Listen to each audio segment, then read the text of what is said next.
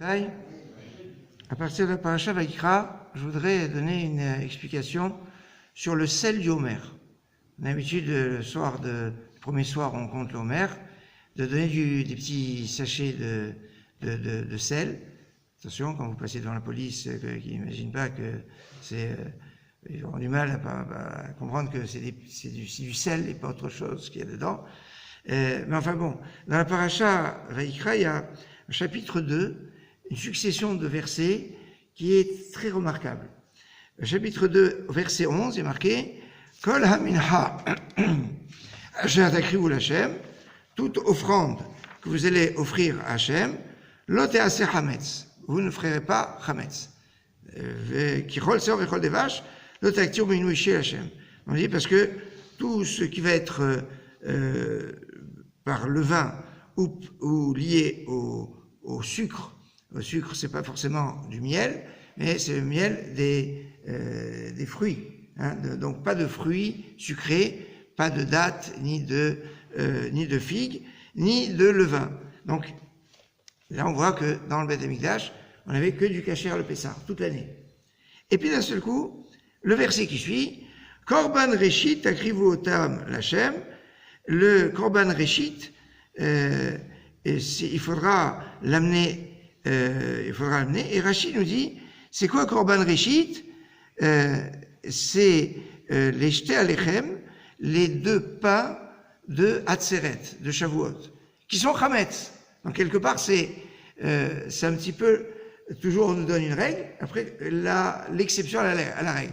On a une règle, toujours kasher le Pessah, sauf il y a un jour où on offre comme offrande publique. Je ne parle pas parce que au niveau individuel, il y a le Korban Toda, le sacrifice de remerciement, où il y avait 40 pains, sur les 40, il y en avait 10 qui étaient Chametz et 30 qui étaient Kasher le Pessah. Tout le reste était Kasher le Pessah. Mais Korban Toda, c'est un sacrifice de remerciement au niveau individuel, il n'y a pas au niveau collectif. Maintenant, à part le Korban Toda, le seul moment où on amenait du Chametz, c'était les Lechem Abikurim, les pains de prémices à Shavuot. Et à Shavuot, on offrait aussi autre chose, les bikurim. Et Rachid va dire, c'est quoi les bikurim? C'est le sucre. Et il cite la figue et la date. La date, c'est vraiment le dvash, quand on parle des fruits qui font la gloire de la terre d'Israël, on parle de dvash, et là, quand on parle de dvash, on parle de date. Donc, on nous a donné une règle, exception à la règle à Shavuot, où et chametz et sucre, on donne. Après, qu'est-ce qui est marqué? Quand tu vas amener des sacrifices, tu devras mettre du sel. C'est d'ici qu'on apprend tout le principe que sur toute table, on doit avoir du sel, et qu'on trempe le pain dans le sel, et que c'est en référence avec le misbéach, avec l'autel, qui avait toujours du sel. Et après, si on continue, donc c'était verset 13, verset 14, et si tu amènes Minchat Bikurim, si je ne connais pas la Torah orale, Minchat Bikurim, alors c'est quoi? C'est Minchat Bikurim, l'offrande des prémices. Mais l'offrande des prémices, c'est pas les Lechem Bikurim. Rachid nous dit non, c'est pas ça. Minchat Bikurim, mais Minchat Haomer Akazuv Medaber. Ici, le verset parle de l'offrande du Homer, c'est-à-dire d'orge qu'on offre le deuxième jour de Pessah. Et donc là, on parle du Homer. Et donc c'est avec commentaire de Rachid. Alors que le texte serait plutôt obscur, c'est quoi l'offrande et puis l'offrande de Bikurim? Donc il nous dit ici, il s'agit de cette offrande d'orge qu'on offre donc le lendemain du premier jour de Pessah. Et donc on a ici, donc dans des versets, d'abord un verset qui dit pas de chametz et pas de sucre, pas de fruits. Après on a un verset qui dit attention à Shavuot, exception. Après on dit tout le temps il y a du sel. Et après on nous parle du Homer. Alors si maintenant je remonte dans le sens, alors j'ai le Homer, au-dessus j'ai du sel, au-dessus j'ai Shavuot. Donc quand on est avec le Homer, la perspective pour arriver à Shavuot, d'après les versets en remontant, on va passer par le sel. Voilà pourquoi il y a le sel du Homer.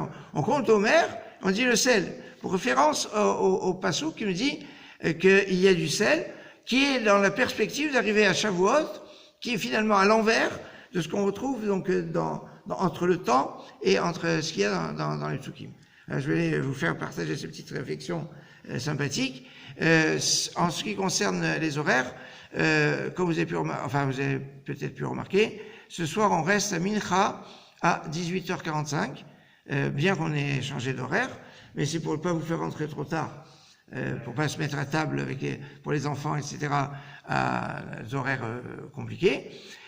En plus, c'est une grande mitzvah de faire rentrer Shabbat au plus tôt, donc on fera Mincha à 18h45, suivi de Shir HaShirim, suivi de Harvit, et Shabbat rentrera au niveau communautaire à 19h45, ce qui est un peu plus qu'une demi-heure avant la Shia, et qui sera donc au moment on sera dans l'entrée de Shabbat au niveau de la communauté. Donc il n'y a pas d'erreur, c'est bien 18h45 ce soir, Mincha, suivi de Shir HaShirim. On n'est pas encore dans le mode Shir HaShirim et Mincha après, parce qu'on veut garder Mincha suffisamment tôt.